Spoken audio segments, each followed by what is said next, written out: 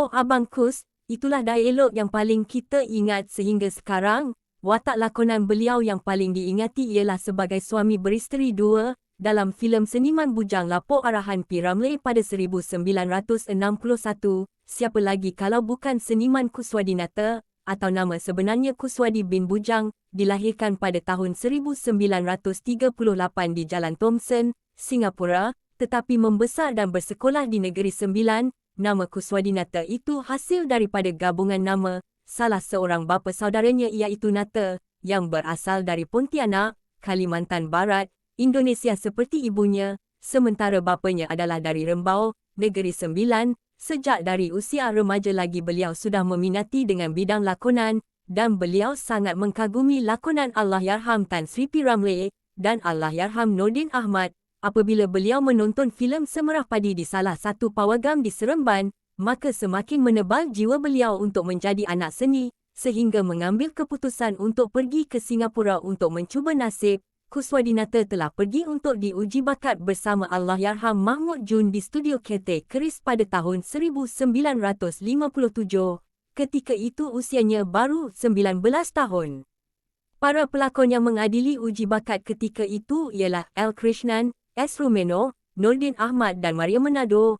Hampir kesemua juri adalah berbakat besar dan bintang besar. Menurut Kuswadinata, beliau menggigil ketika menjalani uji bakat berkenaan dan suaranya tersangkut-sangkut ketika mengucapkan dialog oleh kerana beliau terpandang wajah Nordin Ahmad yang sangat serius sambil matanya merenung tepat ke arah Kuswadinata. Atas bantuan Nordin Ahmad dan S. Rumeno, akhirnya Mahmud Jun dan Kuswadinata berjaya menjalani screen test dan diterima untuk berlakon sebagai pelakon pembantu di dalam filem Orang Licin, 1957, arahan L. Krishnan. Selepas itu Kuswadinata berpeluang untuk berlakon di dalam filem Orang Minyak, Rasa Sayang A dan Selendang Delima. Pada tahun 1960 telah ada pertandingan sepak takraw di antara studio MFP dan Cathay Keris.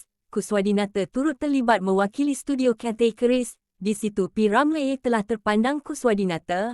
Lalu P. Ramlee pergi menghampiri beliau. Kata P. Ramlee, "Kuswadi, abang nak bikin filem antara dua darjat dan filem Bujang Lapok. Abang berhajat akan ambil Kuswadi berlakon di dalam filem itu." Mendengar kata-kata P. Ramlee itu, terus beliau mencium tangan P. Ramlee dan mengucapkan berbanyak terima kasih.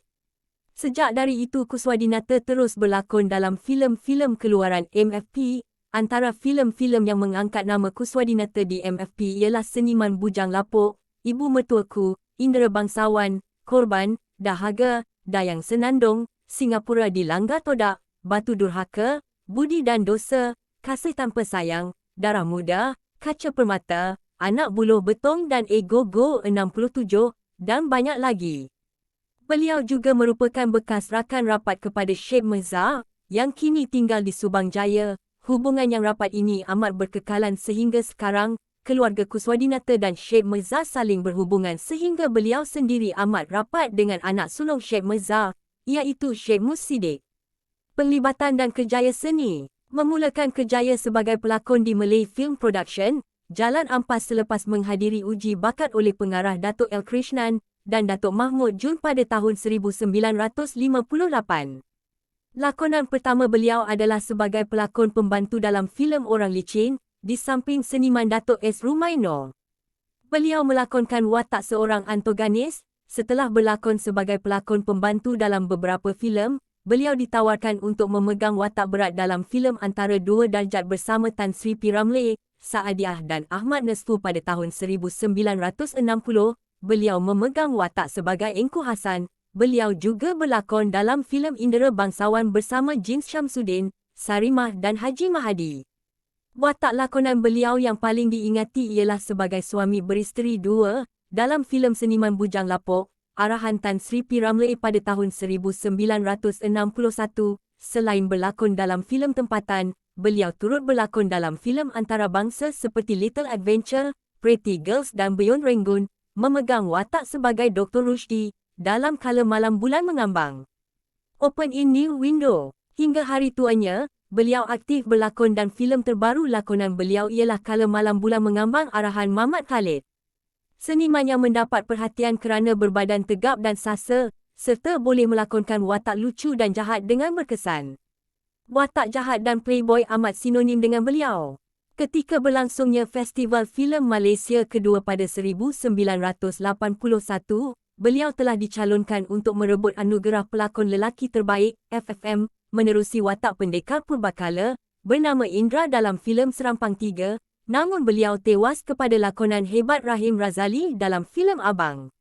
Lain-lain filem lakonan beliau ialah KLU 1999, Kaki Bakar 1995, Tarik-Tarik 1993, Sikit Punya Gila, Jejak Bertapak 1980-an, Kaca Permata, Aku Mahu Hidup 1970 dan Jalang 2009. Kuswadinata meninggal dunia di usia 83 pada 16 Februari 2013 di Hospital Ampang akibat masalah buah pinggang dan kanser usus.